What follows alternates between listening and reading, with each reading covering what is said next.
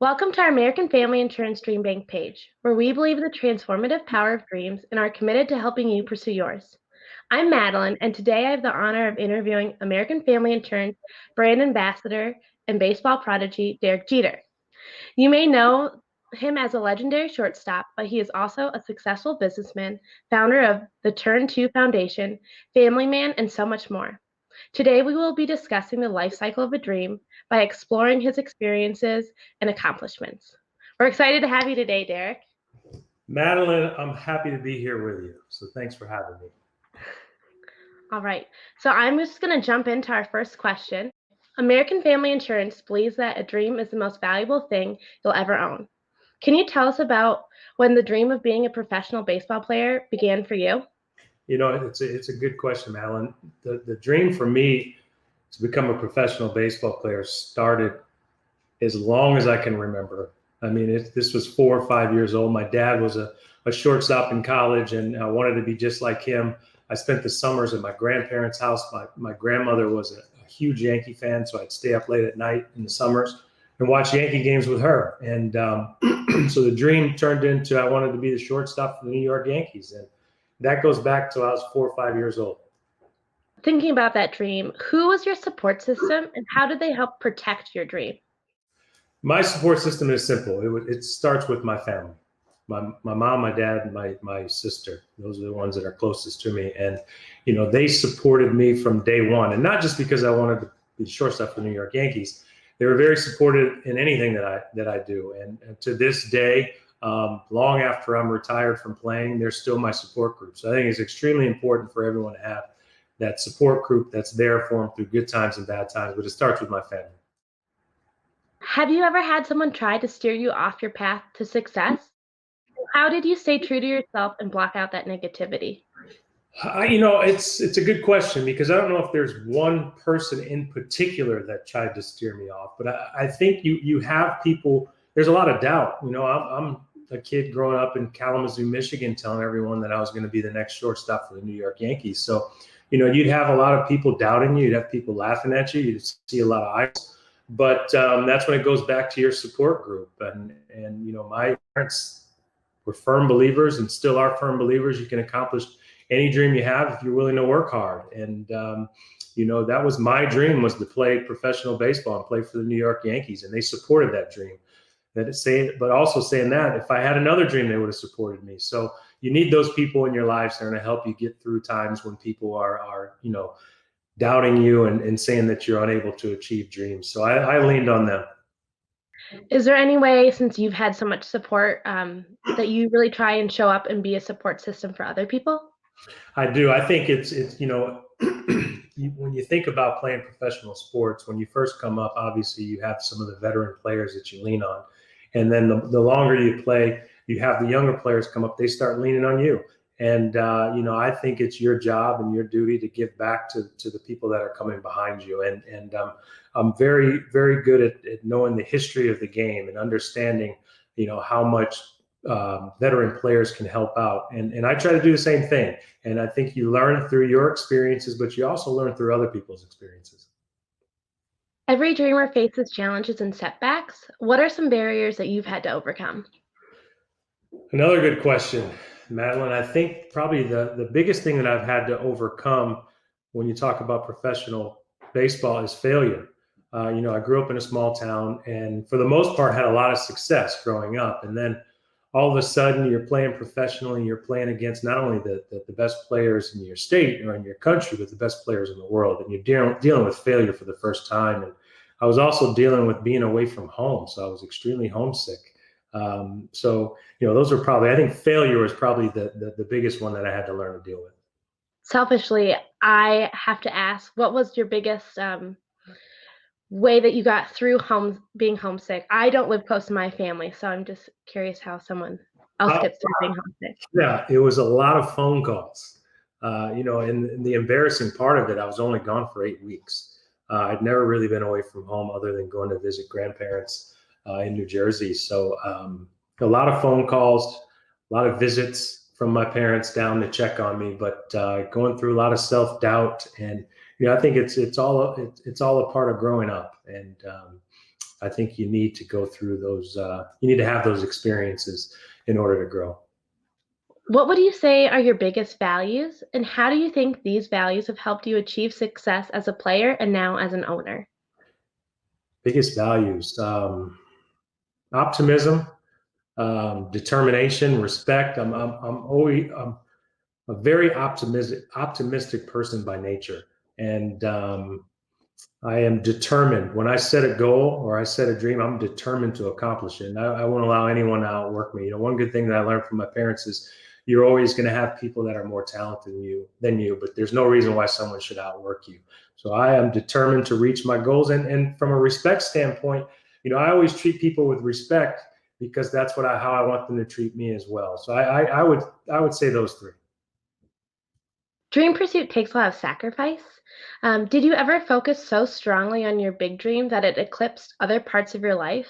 And what advice would you give to dreamers to maintain a healthy balance in their life? Yeah, those are good ones as well. Did it eclipse other parts in my life? Look, I was so focused and determined. That's what I ate, I drank, I slept baseball and how I was going to get better. So, did it affect other areas? Probably, but I didn't look at it that way because I was consumed with being the best that I could be. And I wasn't going to let anything get in the way. The advice I would give to people would be make sure that you always take time for yourself. And I think everyone at some point they work extremely hard and they're focused on reaching a goal or reaching a dream. But you also have to take some time to yourself because there's a lot of pressures. There's a lot of challenges when you're on your way to trying to fulfill a dream or reach a goal. So just make sure that you take the proper amount of time just for yourself. Definitely wrote that down. I can always use an opportunity for some me time. Um, when you when you achieve some of your greatest successes throughout your career, what did those moments feel like? Ooh, it's the ultimate goal because no one knows how hard you've worked besides yourself. I mean, you know how much work you're putting in, how much time, how much effort, how many challenges you've had to overcome. And once you reach a goal, I mean, it's the ultimate feeling. But how I always looked at it was, and this is probably a flaw of mine. I would reach a certain goal and then I'd forget about it and I'd move on to the next one. So I didn't get an opportunity, I think, to really enjoy the journey like I would have liked to. If you think back to the moments that you achieved a dream and then you just rewind right before that moment, what did it feel like when you were about to achieve the dream? Like it's right in front of you and you can like taste it. Oh yeah, when you're seeing, you can almost touch it and you can feel it. And you're trying to get there.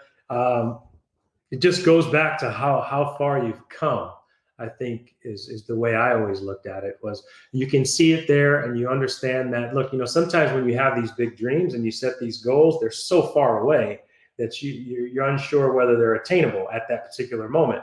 But when you get close, that's when you start to look back and reflect on how much you put into the journey, and you just want to get there as soon as possible. But one thing I will say is any goal you set, any dream you have, it takes a lot of time, it takes a lot of work, it takes a lot of effort before you actually reach it. So don't be discouraged by how long it takes. Has your definition or idea of success changed throughout your career? Oh, has my definition of success changed? Uh, no, I think it just becomes a moving target. So it's like we're talking about my baseball career. So you win one time, you want to win a second time. You win a second time, you want to win a third time. You go fourth, you keep going, and you keep going, and you keep going. So I don't necessarily know if I'd say that the definition of success has changed. I just think it moves in different directions. As you said a moving target, did your identity ever change throughout your success, or how did you even stay grounded during kind of some of your peak moments? No, I'd like to say you'd have to probably ask other people that, but I like to think that I haven't changed. I think how you stay grounded is by the people that you surround yourself with. I like to surround myself with people who are going to be open. They're going to be honest with me. I like to surround myself with people who are going to tell me what I'm doing right. More importantly, I want them to tell me what I'm doing wrong. And it goes back to that support group. It goes back to family. It goes back to my close friends that I've had for a long time. So I like to say that I've grown over time, but that, I haven't changed. After accomplishing one of your many achievements, was it difficult to maintain a high level of motivation to tackle the next dream? It really wasn't difficult for me because, in my mind, competition eliminates complacency. And I always paid attention to my competition. I played shortstop, so I paid attention to what all the other shortstops in the league were doing. I paid attention to all the great teams in baseball to see what they were doing because, I think you have to pay attention to that competition if you want to continue to get better. So I think you set goals individually, but at the same time, you're paying attention to what everyone else is doing. And then just kind of a fun follow-up question. You've talked a lot about your competitive nature. Would you say that carries over to other elements of your life, when you're playing board games or anything like that? Yeah, I have issues. Is the best way to put it, Madeline. I really do have issues. I love to compete. I hate to lose.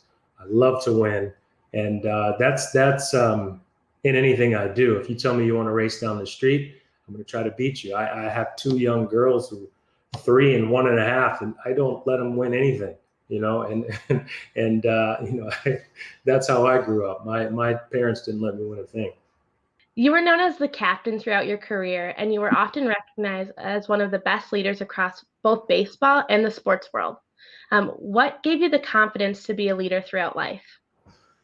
Oh, well, I think it's something that you learn over time. I think it's not like I was a self-proclaimed leader. I think you don't walk in a room and say, "Hey, look, I'm the leader. Follow me."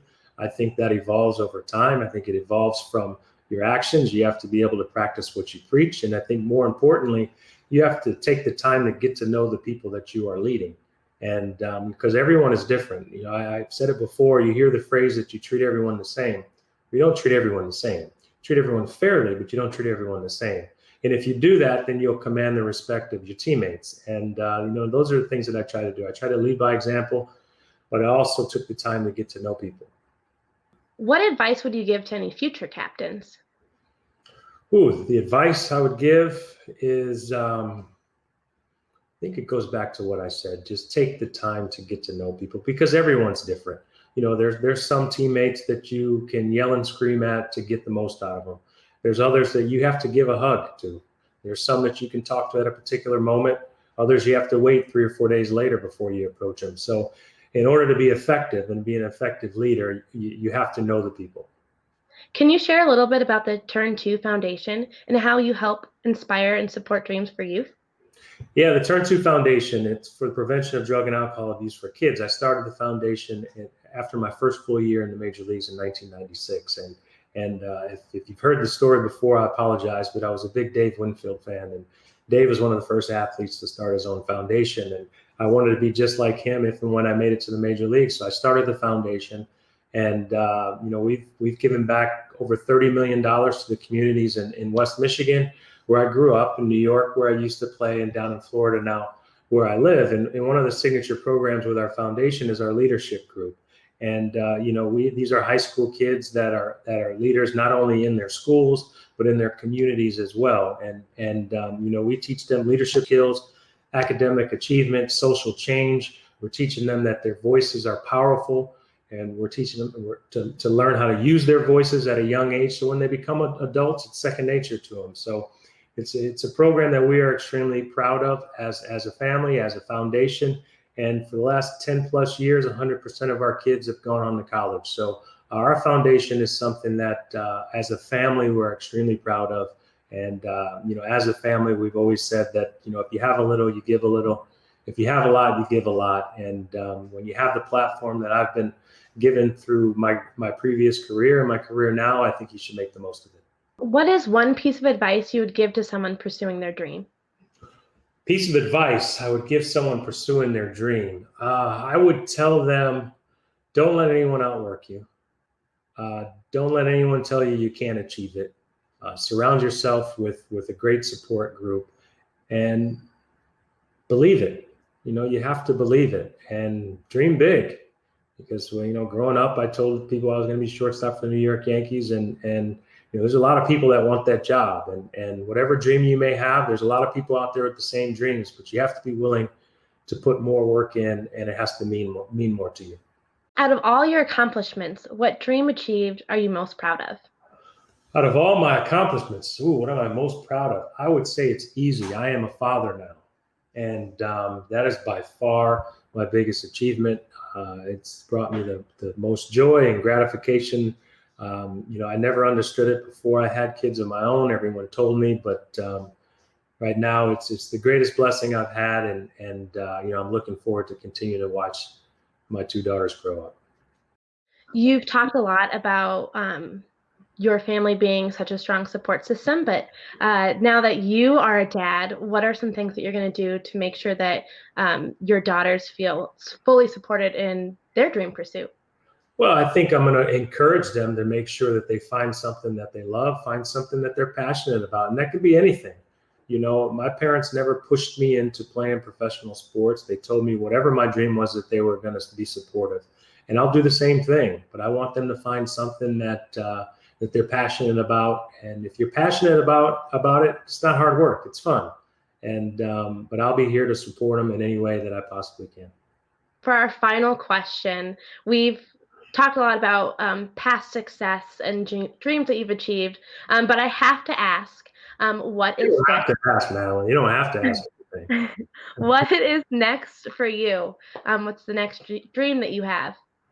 Well, my next dream was to build an organization that all of South Florida can be proud of. And it's a dream I started to have about probably 10 years before I retired from my playing careers. I wanted to be a part of an ownership group. I wanted to build an organization that people could be proud of. And we're in the middle of it now. I shouldn't even say the middle. We're in the beginning of that right now, but we're headed in the right direction.